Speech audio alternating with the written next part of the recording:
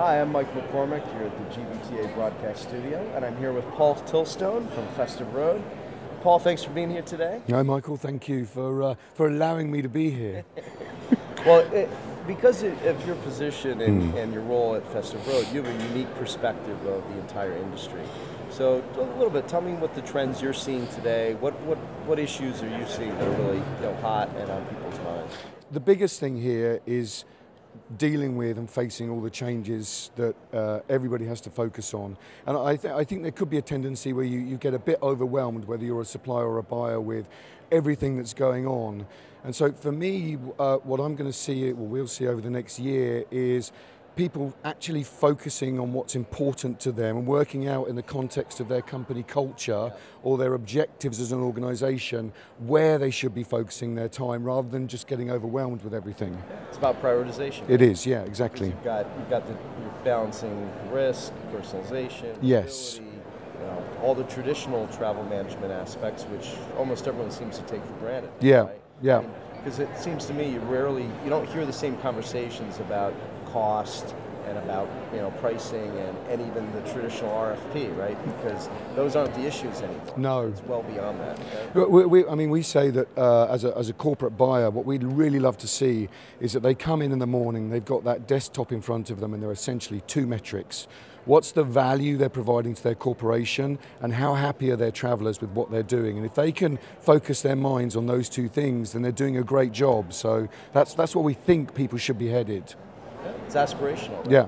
Because the work goes on in the meantime, right? Yeah, exactly. Yeah. Where do you think the travel buyer role is going in that respect?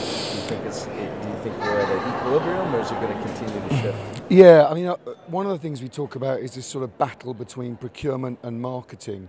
And in a way, what the travel buyer or travel manager or whatever title they have these days should be thinking about being a marketeer, selling what they're doing to their travelers, selling what they're doing to the organization, using effective communication, messaging, imagery to actually get their messages across. There was a great stat in one of the papers that you guys have done, Foundation's done with Concur, and Mike Cutting on stage said, 40% non-compliance, that's not leakage. That's a fundamental shift in our industry. So there's either two reasons for that. Either one, it's a content problem, or two, maybe it's a communication problem.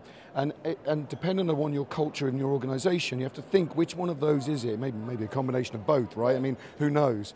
So I think this is why the travel manager needs to think differently. Is their travel program and the way they manage it all about managing the risk? Maybe they're a bank, maybe they're an oil company. Is it about having a holistic view and saying the reason that we travel is for meetings? And that means that we need to think about this differently. What's the reason for the meeting? Therefore, should it be virtual? Should it be face-to-face? How much does face-to-face bring back to me as a business? Does it drive revenue? Or is it something else altogether? Should they be more open season with their travelers and it's about just supporting the role of the business and give the traveler free rein, because if they trust people... Well, and you're arming them to be successful. Absolutely. Right? Using travel as a tool or as an asset that they can get a return from. So Paul, any final words of advice for the travel buyer in the room? Yeah, I would say, so a lot of the work we do with the supplier community means that we really get to understand what their objectives are as businesses. And we did some work recently with a buyer where I said, you know what, you need to ask them that question. Because if you as a buyer can help them fulfill their objectives, you're going to get a better relationship and a better deal out of that. So I think don't just go in with, we've got a tender coming up, what's the pricing going to be? Really try and understand what's driving that business and how you can be a better customer to that business. That's what I'd say. Well, terrific. Couldn't say it better myself. Ladies and gentlemen, Paul Tilstone from Festive Road. Thanks, Mike.